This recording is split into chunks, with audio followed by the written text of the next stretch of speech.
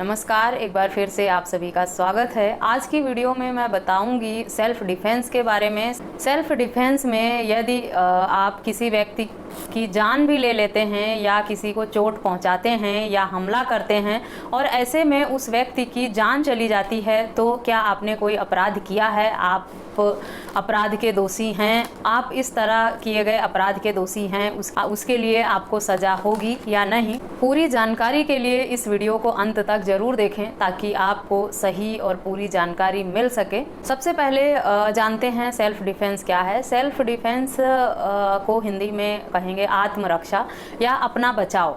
अगर आप अपने बचाव में किसी पर हमला करते हैं और चोट पहुंचाते हैं उसको, जैसे कोई व्यक्ति आपके घर में चोरी करने के इरादे से घुसता है या आपका मर्डर करने के इरादे से घुसता है आपके घर में, और आपको लगता है कि अगर आपने अपने बचाव में उसके ऊपर हमला नहीं किया, उसको धक्का नहीं दिया, उसको चोट नहीं पहुंचाई, तो वो आपकी जान ले लेगा। ऐसी स्थिति में यदि आप उसके ऊपर बल का प्रयोग करते हैं या उसे धक्का देते हैं या उसे चोट पहुंचाते हैं, ऐसा करते हुए यदि आकस्मिक उसकी मौत हो जाती है, आपने उसे धक्का दिया वो जाके दीवार से या टेबल से या किसी ऐसी वस्तु से टकराया जिससे उसके सर पे या ऐसी जगह पे भारी चोट लगी और उसकी मृत्यु हो गई, तो इस तरह की घटना में आपने सेल्फ डिफेंस में अपने बचाव में उस पर हमला किया था, उसे चोट पहुंचाने का प्रयास किया था। अगर ऐसा करते हैं तो आप उसकी हत्या के दोषी नहीं पाए जाते हैं।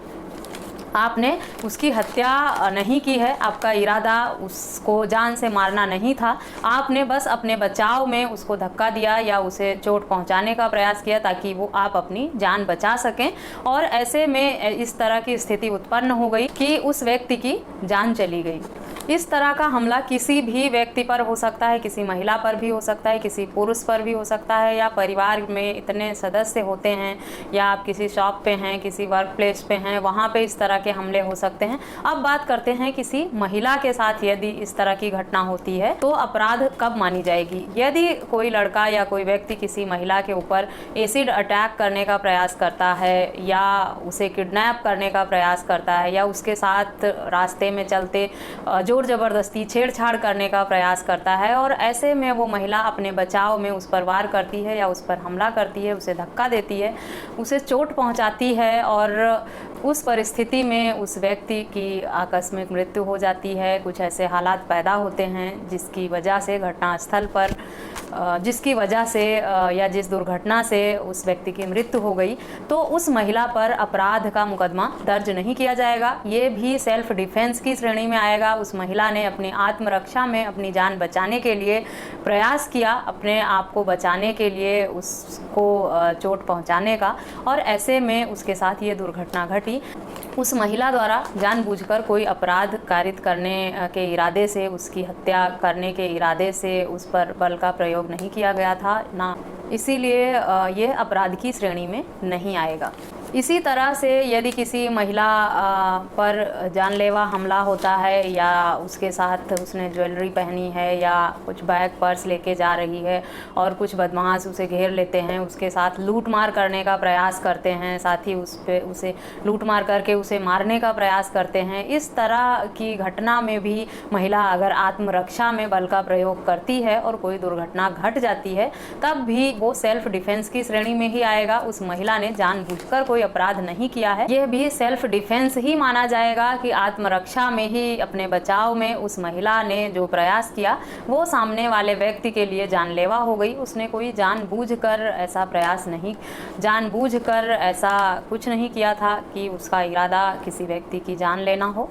इस तरह के एग्जाम्पल के साथ आप आशा करती हूँ कि आपको समझ में आ गया होगा कि अपनी रक्षा में किया गया प्रयास यदि किसी के लिए जानलेवा हो जाता है या उस प्रयास में किसी व्यक्ति की जान चली जाती है, तो उस स्थिति में तो ऐसी स्थिति में व्यक्ति सज़ा का हकदार नहीं होगा, क्योंकि इस तरह की घटनाएं जानबूझकर नहीं उत्पन्न होती हैं। जिसने अपने बचाव में, अपने रक्षा में बल का प्रयोग किया वो तो सामने वाले के इरादे से अनजान ही रहता है। तो यदि इस तरह की कोई भी घटना होती है आप लोगों के साथ, तो आप आत्मरक्षा में, अपने बचाव में प्रयास करें खुद को बचाने का।